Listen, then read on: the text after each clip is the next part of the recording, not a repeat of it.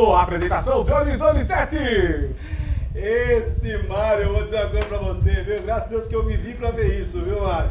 Aí nós estamos aqui com Érico Rodrigues de Mello, que não é parente do Fernando Collor de Mello, já disse aqui, mas foi formado em Direito pela PUC de São Paulo, é dirigente da Associação dos Procons Paulista e viajou mais de 55 países. Érico, uma história que aconteceu com você numa dessas viagens, uma história engraçada, uma história inusitada. Jones, uma coisa, não sei se foi engraçado, hoje é engraçado, mas na época eu não achei tanto, mas aconteceu em Cuba. Eu fiz um mochilão, como sempre, pela América Central. Sempre que eu saio eu faço 5, 6 países, né, em um mês. E ali de Cancún, no México, eu peguei um voo para Cuba, sozinho. E quando eu cheguei em Cuba, eu tentei sacar dinheiro, que eu levei o cartão de viagem, e não conseguia sacar o dinheiro, E aí acabei me informando ali com alguém como eu faria para chegar até a cidade, que eu tinha $50 no bolso. E aí eu fui para a cidade com um carro particular que eu encontrei, conversei sem pagar, fui até a cidade, fiquei na casa de uma senhora também, que disse que a gente combinava o preço depois, mas fiquei numa casa ali. E eu tentei passar aquele cartão no banco normal, não ia. No outro dia eu fui no Banco Central, não ia. Aí fui me informar no consulado e eles me falaram, olha, esse cartão ele é emitido por um banco americano e ele não funciona em Cuba. Não funcionava lá. E aí eu falei, como um banco americano? Eu fiz um Taboão da Serra esse cartão, não tem como ser americano. Mas Taboão da Serra é muito igual aos Estados Unidos. É muito cosmopolita. Mas acontece que a casa de câmbio fez esse cartão com uma bandeira de um banco americano. E sem ter o que fazer, eu decidi ir a pé pro consulado do Brasil. Ali eu fiquei uma noite, até fazerem transações, porque a gente não consegue do Brasil fazer transferência monetária para lá.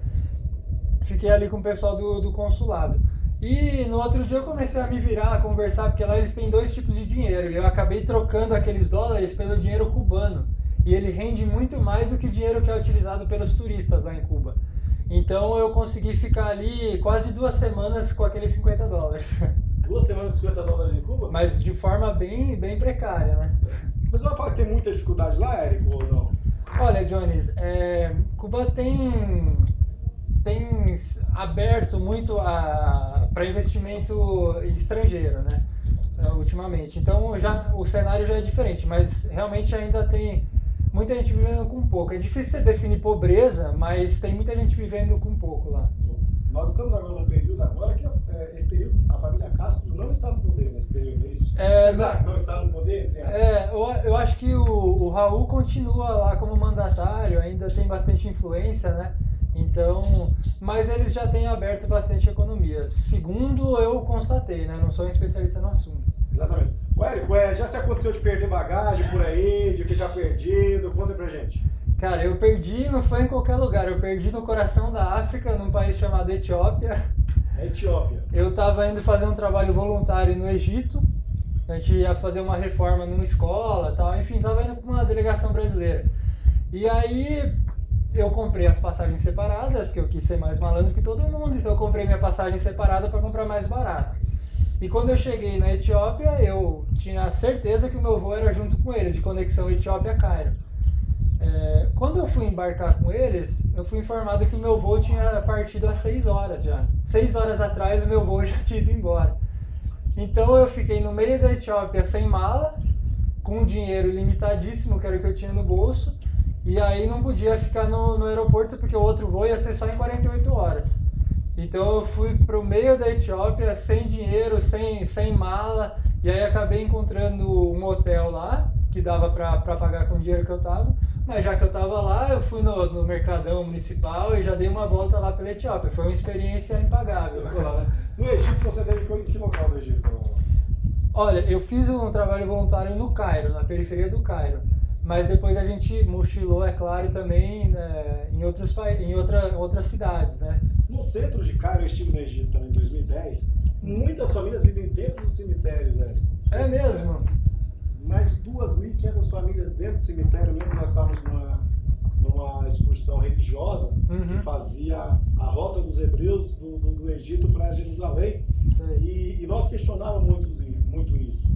E segundo o guia, nos dizia que lá o homem pode ter 5 mulheres desde que ele possa sustentar Caramba. O Cristiano Maciel ia gostar muito dessa história lá, né? E meu sonho seria esse. Onde que é mesmo? O lugar? Tô indo pra lá amanhã. E diz que. E interessante que segundo dizia lá o guia, que se ele se apaixonar pela sexta, ele tem que abrir mão da quinta. É mesmo? E que não se pode casar depois com essa que foi abandonada, essa rejeitada. E muitas delas viviam ali dentro do cemitério, situação precária. Você varal dentro do cemitério se estendido, né? Nossa, eu não vi isso, interessante. Umas coisas outras.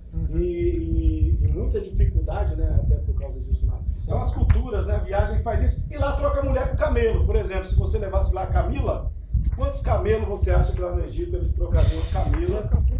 Você sabia disso, Camila? Não? Você chega no aeroporto do Egito e ele já oferece camelo pelas mulheres, né? E não pode com a perna de fora assim não, viu? Tem que ser muito bem vestida lá, senão já quer dar 50 camelos, 30 mas camelos. É verdade, eu tenho um amigo que ainda é voluntário lá, mas ele se mudou pra lá. E ele teve uma filhinha lá no Egito, que hoje deve estar com uns 2 anos. Muitos homens, assim, com 40, 35 anos, já oferecem para algum dote, algum tipo de coisa, para quando ela completar a idade já ter o compromisso. Né? O Cristiano Maciel, você acha que aqui no Brasil seria mais fácil arrumar mulher pelo WhatsApp ou em troca de camelo? Qual é a pergunta? Olha, é difícil, viu? Acho que nenhuma das duas práticas aqui no Brasil seriam legais. Tá bom do jeito que tá, né? Tá bom do jeito que tá. Inclusive, tem uma pergunta a fazer pro doutor Érico aqui. Mochilão, 55 países, 5 diferentes continentes. Por qual deles você trocaria o Brasil? Nenhum, cara. Nenhum. E foi a primeira coisa que a Miss Lane me perguntou hoje, na hora que eu cheguei aqui. Eu acho, Jones, respeito, claro, eu acho que cada um tem um chamado. Mas a gente que teve o privilégio de ter uma formação e de ter experiência, eu acho que é interessante a gente ficar no nosso país para retribuir isso aqui, né? E não ir para outro lugar. Aplausos, merece aplausos, isso aí, Agora, fala um pouco para nós sobre esse trabalho voluntário que você faz em 7 países com crianças. Você faz trabalho voluntário com crianças em 7 países. Fala um pouquinho pra gente. Então, Jones, na verdade isso começou no meu mestrado. Eu fui fazer mestrado na Alemanha em Direitos Humanos Internacionais. E para concluir esse mestrado eu precisava fazer uma dissertação que eu não tinha ideia de qual tema eu ia escolher. E eu também tinha que fazer um estágio. Então eu decidi fazer o estágio primeiro para ganhar tempo para pensar. E acabou surgindo a oportunidade de fazer esse estágio em uma ONG galesa do país de Gales. E essa ONG ela realiza expedições para os países da antiga Iugoslávia. E nessas expedições a gente desenvolvia jogos tanto para crianças quanto para adolescentes. Tínhamos adolescentes também infratores que a gente trabalhava, pessoas com deficiência de vários tipos, idosos. Então a gente entrava numa van e ficava 2 semanas em cada país. Uma equipe de 7 pessoas, cada uma de um país diferente. E ali, Jones, a gente trabalhava de acordo com o objetivo. Então, por exemplo, a gente chegou no Kosovo e falamos: qual que é o objetivo que vocês querem que a gente atinja com essas crianças e adolescentes? Eles falaram: olha, o maior problema que a gente tem aqui é casamento precoce. As meninas se casam muito cedo. A gente olhou um pro outro e falou: meu, mas como que a gente vai fazer isso através de brincadeira? Quantos anos? Eu acho que uns 12, 11. Tá quase igual o Brasil já. Tá quase, infelizmente. E aí eu lembro que a gente virou a noite pensando em uma dinâmica que daria para fazer, sem falar a língua deles, para atingir esse objetivo. E aí a gente percebeu que o brincar, a recreação, a brincadeira, que tecnicamente são diferentes, mas eu não vou me alongar aqui, é uma linguagem universal. Né? Então eu tomei gosto por isso e até hoje aceito convites para palestras, para workshops, e recomendo, Jones, essa ONG também chama World at Play. Quem quiser procurar, eu super recomendo. Eu não vou repetir o nome da ONG, não usaria, jamais, né? Não passaria essa vergonha. Agora, Érico, esse suspensório que você está usando é homenagem ao nosso voz de ouro, Cristiano Maciel? Sempre. Quero agradecer aqui ao doutor Érico, um homem que viajou 55 países, 5 diferentes continentes, assistiu aí o nosso programa e veio hoje caracterizado em homenagem à minha pessoa. Eu agradeço, sou seu fã, doutor Érico. Muito obrigado mesmo. Viu? O famoso voz de ouro sempre na grife, a gente tenta se inspirar um pouquinho, né? Muito obrigado. Cristiano, voz de ouro. Se derreter, dá um anel. Ô, Cristiano. De ouro. O detalhe é que o anel é de ouro, né? Não é um anel de prata, não, é de ouro. Uma coisa pra você. O primeiro programa foi com o Ricardo Oscar, que depois o Elon Chaves e ele com esse suspensório. Ele disse que tá lançando moda com esse suspensório. Quando ele viu você chegar, ele falou, tá vendo? A minha moda tá pegando. Agora eu quero saber se a outra moda que o Cristiano tá lançando, que é esse chinelo de meia. Dá pra pegar? Dá pra dar um foco no chinelo do Cristiano? Olha só, que elegância o Voz de Ouro tá. Eu tenho uma justificativa aqui pelo chinelo, né? Toda vez, já estamos no 3º programa já, aqui na ONU TV, todo mundo comentando pelas ruas. Eu não consigo colocar o sapato. Quando eu vou colocar o sapato, o diretor, acabou o tempo. Eu acho que vocês estão fazendo isso de sacanagem comigo, hein? Eu acho que você gostou dessa modinha do chinelo aí, viu, Cristiano? Agora, deixa eu fazer uma pergunta pra você. Você teve em visita às autoridades peruanas, os parlamentares do Peru. Que visita foi essa? O que aconteceu lá? O que você foi fazer lá com os peruanos? Na verdade, a gente formou uma delegação. Na verdade, eu não formei, eu fui convidado por uma delegação que tinha um representante da Associação Procons Brasil, que representa todos os Procons Brasil, e eu fui como representante do estado de São Paulo, para o Peru, a convite de um professor de uma universidade lá de Brasília. E aí a gente teve a oportunidade ali de, em 2 dias, parecia clima de campanha, assim, a gente saía de um lugar e entrava no outro.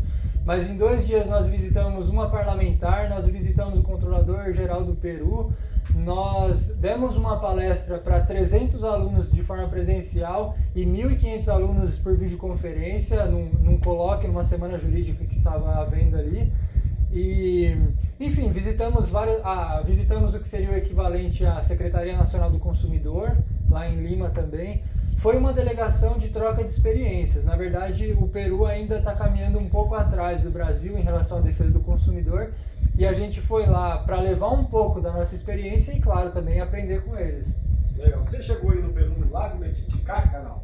Fui. Eu fui do lado da Bolívia, no Lago Titicaca. Onde tem aquelas comunidades flutuantes, né?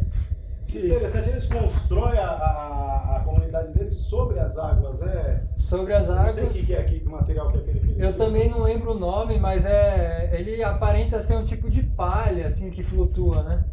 É um local muito interessante. Inclusive, Jones, eu comento muito que a Bolívia e também o Peru, de certa forma, são muito subestimados em termos de turismo. Eles são países riquíssimos, com belezas naturais enormes, e essa é apenas uma delas, né?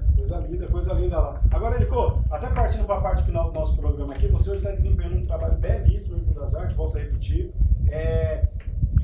Se você fosse pontuar para a gente, fazer um ping-pong, a diferença que tem no Procon hoje e a diferença que tinha no Procon quando você assumiu o Procon em Buenos Aires, já nessa gestão atual, o que você poderia ponderar para nós? Jones, em primeiro lugar, sem demagogia nenhuma, eu sou só uma pessoa. Então, quando eu cheguei, eu encontrei uma equipe de servidores empenhada e que já cumpria um bom papel dentro das limitações que eles tinham como servidores públicos de carreira. Mas já encontrei servidores empenhados que me ajudaram demais e hoje a gente atingiu vários avanços como atendimento nos bairros itinerantes com furgão, teatro de fantoches, enfim, fiscalização há mais de 10 anos inativa, hoje está de volta.